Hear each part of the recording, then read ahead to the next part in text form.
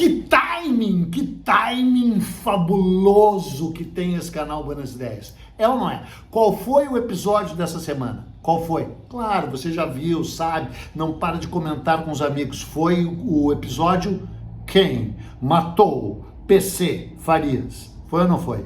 E o episódio foi lançado justamente essa semana, por quê? Porque eu, Eduardo Bueno, estou lançando, junto com a Flox, um espetacular curso no qual você já pode se inscrever aqui na descrição desse episódio sobre a história da corrupção no Brasil. Corrupção no Brasil, uma história de impunidade. E aí, ao final dessa semana, o que aconteceu? Fernando Cheirando Collor de Mello, condenado a 33 anos de prisão. Claro, não vai cumprir nem 33 dias, talvez, mas a condenação não é totalmente exemplar, não é totalmente reveladora. Mais revelador ainda, porque 22 anos depois do Collor ter sido afastado, um impeachment meio falcatrua no sentido jurídico, né? Ele foi absolvido por esse mesmo STF da acusação de peculato, de corrupção, né? Ficou 8 anos com seus direitos políticos suspensos depois do impeachment, né, que foi em dezembro de 93, e foi eleito pelo belo e bom povo das Alagoas como senador, né, depois reeleito como senador, e agora em 2022 perdeu as eleições porque apoiou o Bozo, né, e aí foi julgado dentro do contexto da Lava Jato. Ah, é tudo tão maravilhoso, é tudo tão simbólico, é tudo tão revelador e tem tudo tanta coerência quanto o ministro Gilmar Mendes. Eu sei que você já estava morrendo de saudades do ministro Gilmar Mendes e agora pôde matar as saudades, porque essa semana, além de ter citado o Reinaldo Azevedo, ele citou o Reinaldo Azevedo. Será que algum dia ele não vai citar a mim? Ô, ministro Gilmar Mendes, cita aí, conforme Eduardo Bueno, porque inclusive uma vez o José Sarney escreveu uma coluna na Folha de São Paulo e abria ela assim: conforme explica o professor Eduardo Bueno, no caso eu. Então, e aí às vezes você se pergunta, será que o Eduardo Bueno é rico, é milionário? Não, caros amigos e amigas, eu não sou milionário, sabe por quê? Eu era milionário, mas daí quando o José Sarney escreveu essa coluna, eu liguei para o falecido Otávio Frias Filho, o dono do jornal, e disse: e aí, Otavinho, quanto é que custa toda essa edição da Folha? E comprei toda essa edição da Folha para não circular uma coluna do Sarney dizendo como ensina o professor Eduardo Bueno. Pô, José Sarney, se eu ensinei para ti, eu ensinei mal, né? Inclusive, são tantos temas que se revolvem em torno dessa condenação do Collor, que eu não vou conseguir falar nenhum terço deles. Mas um que eu me lembrei também foi quando as pessoas me perguntavam: e aí, o que você acha da prisão do ex-presidente Lula? Eu dizia: olha, ela tem um problema seríssimo. Isso antes de eu saber das falcatruas da Lava Jato. E as pessoas já achando assim, né, que eu sou um petista, esquerdista, militante.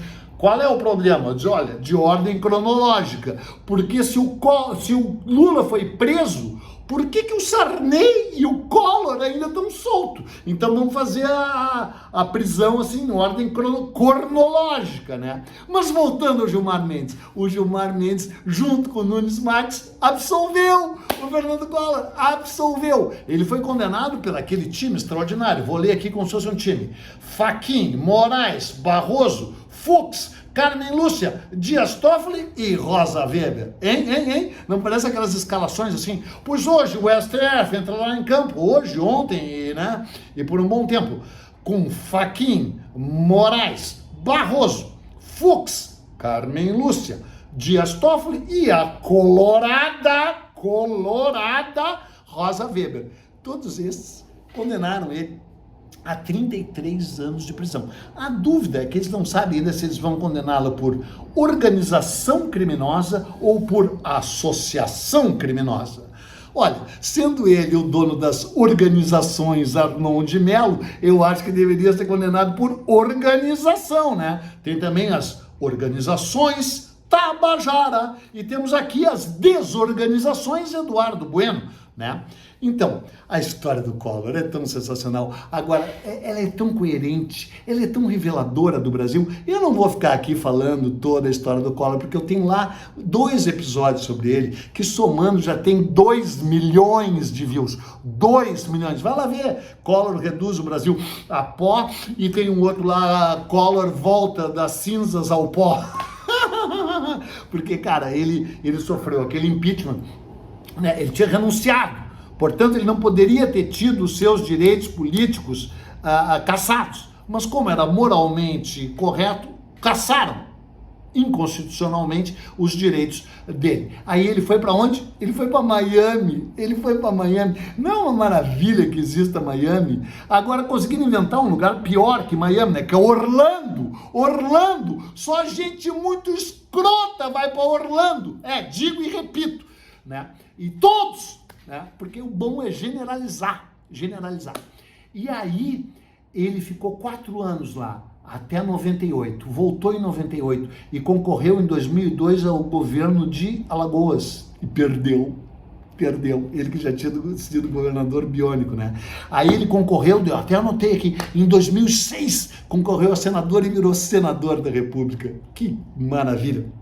Em 2010, concorreu de novo a governador, mas o povo de Alagoas acha que ele não merece ser governador de Alagoas, mas acha que o povo brasileiro merece ter ele na tribuna como senador, e ele foi eleito de novo senador.